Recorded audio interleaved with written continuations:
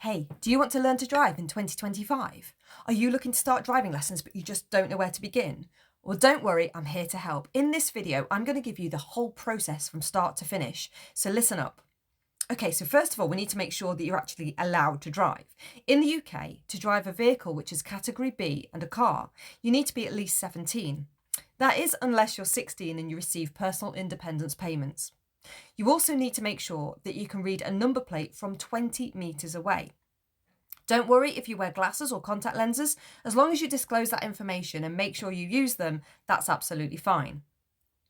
Okay, so next you need to apply for that provisional licence. Unless you already ride a moped and you've already got one, then you don't need to reapply.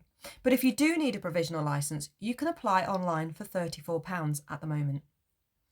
Next, it's the exciting part. You get to decide whether you want to learn with a driving instructor or a family member or friend. And there's a few things to weigh up between the two. Okay, so with a family member or friend, you're going to be using their private car, their pride and joy. So you need to make sure that you are insured to drive it. Also, they're going to be a little bit more stressed than a driving instructor. And the simple reason is because they won't have dual controls in their car. Dual controls are another set of pedals in the passenger side for the instructor to use to keep you safe. There's normally a clutch, a brake, and possibly an accelerator pedal. The instructor will use these to help you learn, but also to stop you driving off the edge of a cliff. No, well, I'm only joking. Well, I'm not. That could happen. In an instructor's car, it is a safe learning environment. There's plenty of mirrors and there's extra pedals, and the instructor is trained to teach you in the most effective way. So bear that in mind. However, there is a cost involved. Instructors aren't cheap these days. With a family member or friend, they'll be able to teach you what they know, and there's no reason to have a driving instructor in the UK. You can learn without one. So don't think that you have to have a driving instructor in order to take your driving test. That isn't the case.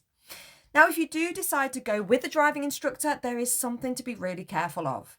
There are a lot of rogue trader driving instructors out there at the moment teaching illegally. If you find that you want to go with a driving instructor, then there's an easy way to check if they're legit. An approved driving instructor that's registered with the DVSA will have a green hexagon badge displayed in their windscreen.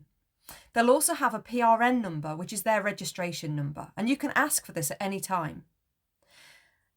Now, if it's a driving instructor with a pink triangle badge and their own PRN number, they are still registered with the DVSA.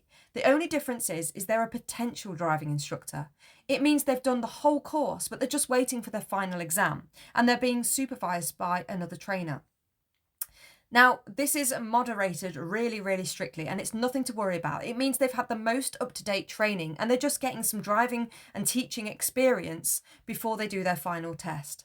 Now, believe you me, we have delays on our tests just as much as you do yours, and some instructors are waiting 8-9 months before they can get this final test. So the DVSA allow instructors that are potential driving instructors to teach with a pink trainee badge and earn money from it. Now, if your instructor isn't able to provide one of these badges or a PRN number, it's likely that they're not qualified. If that's the case, they shouldn't have dual controls in their car, and they certainly won't be insured to teach you or to have dual controls. So really do your due diligence on your driving instructor before you go ahead with lessons.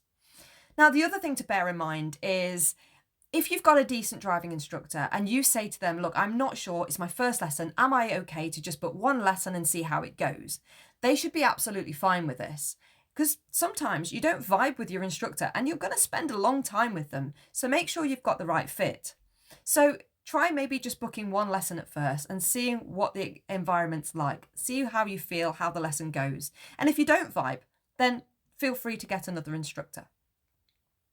So once you've got your driving lessons booked, the next thing you really need to think about is your theory test. Don't leave it too long to do your theory. Start revising as soon as possible, because you're really going to benefit from the driving lessons if you know what road signs are and the road markings and what pedestrian crossings and which means what, all these things. If you leave it too long, you won't be able to book your practical test, because you have to pass your theory test, which comprises of 50 multiple choice questions and a bunch of videos which are hazard perception. But you need to have passed that before you can book your driving practical test. So bear that in mind, because there is a long wait for practical tests at the moment. Now, once you pass your theory and you've got underway with your driving lessons, yep, go ahead, book your test. Your instructor will be able to gauge whether they think you're ready or not. And there's nothing else for it. Practice, practice, practice. Learn your show me, tell me questions, because you'll get asked one of each on your driving test. And when you're feeling excited and like you can't do any more, you are ready for your test. So good luck, and I hope you found this video useful.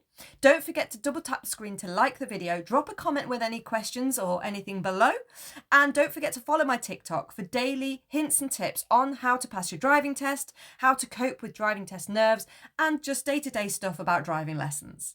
Thanks for watching, and I'll see you in the next video.